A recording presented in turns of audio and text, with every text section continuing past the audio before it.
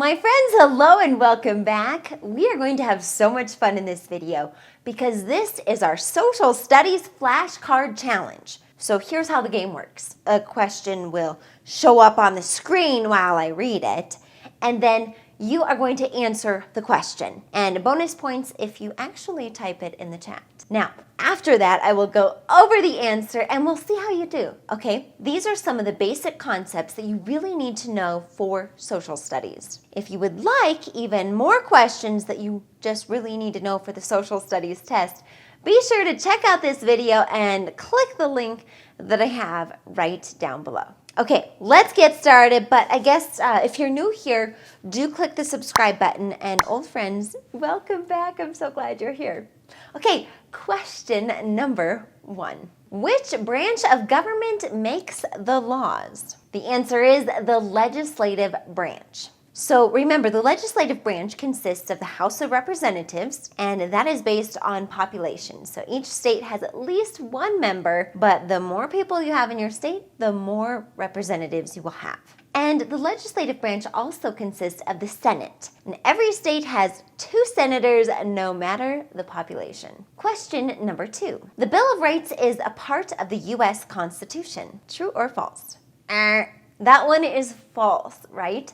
The Bill of Rights are the first 10 amendments to the U.S. Constitution. So they wrote the Constitution and then they were like, actually we need to make some tweaks. We need to make some changes. We didn't think about these couple of things. Blank is known as the supreme law of the land. Friends, that is the Constitution. The Constitution is basically what our forefounders came up with as the cornerstone or the base, the law of the land for our country. Which document begins with the words, "We the people"? Here's your clue. We just talked about it. No, not the Bill of Rights. The Constitution begins with "We the people." And those words are actually much larger than the rest of the words on the Constitution. So that must mean they're the most important, right? Back to our Bill of Rights. What is the main purpose of the Bill of Rights? Friends, it is to protect individual freedoms and to limit governmental power. So the individual freedoms, just think about the First Amendment, right? The freedom of religion, speech, and press. The Second Amendment is the right to bear arms, right? Those are our individual freedoms as Americans. And the Third Amendment is limiting government power. So that is the quartering of soldiers, which basically means that if it is a time of peace, soldiers cannot come barging into your house and say, hey, we're going to stay here for a while. So that's a nice thing that we know that soldiers are not going to come and do that, right? Because there's not too much governmental power. True or false? The Great Depression began in the 1930s and ended before World War II.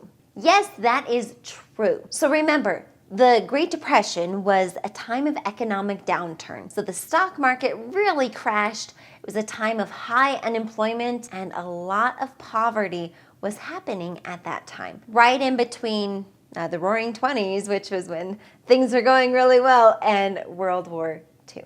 Who was the president of the United States during the Civil War? Friends, that was Abraham Lincoln. And it's also important that you remember that the Civil War happened in the mid-1800s, and it was whether or not slaves should exist in our country.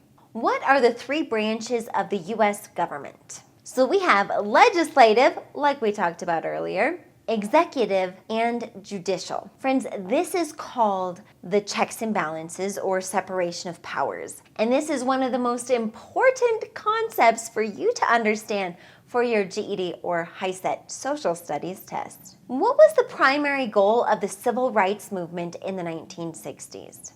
The purpose was really to end racial segregation and to ensure equal rights for all, especially the African Americans. Okay, we have one last question, and this is the bonus question. Let's see how you do.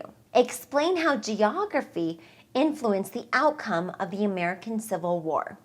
Okay, did you get it? Did you get that question? So think about it. The Civil War, we had the Union, which is the northern part of the United States, and they were anti-slavery. Sometimes they're called the Yankees, right? And then we had the Confederates, which is the southern half of the United States, and they were pro-slavery. So really, geography had a huge influence because based on where you were located, geographically speaking, would have been which side you were fighting for, right? Friends, thank you so much for participating in our Social Studies Flashcard Challenge. I encourage you to go back through this video if you need to, maybe go back through tomorrow and revisit those difficult questions. You really want to make sure that you practice these concepts because they're really important concepts to know for the GED or HiSET Social Studies test. And I also have my entire series that goes with this, so click the link down below so that you can see these other social studies questions that you've just got to know the answers to. Okay, my friends, if you haven't already, click that like button and subscribe. And if you know anyone else that is working on their GED or HiSET, share this video with them. I know that they would really appreciate it. Okay, my friends, thank you for being here. Make sure that you believe in yourself, just like I believe in you. And I will see you in our next video. Peace and bye-bye for now.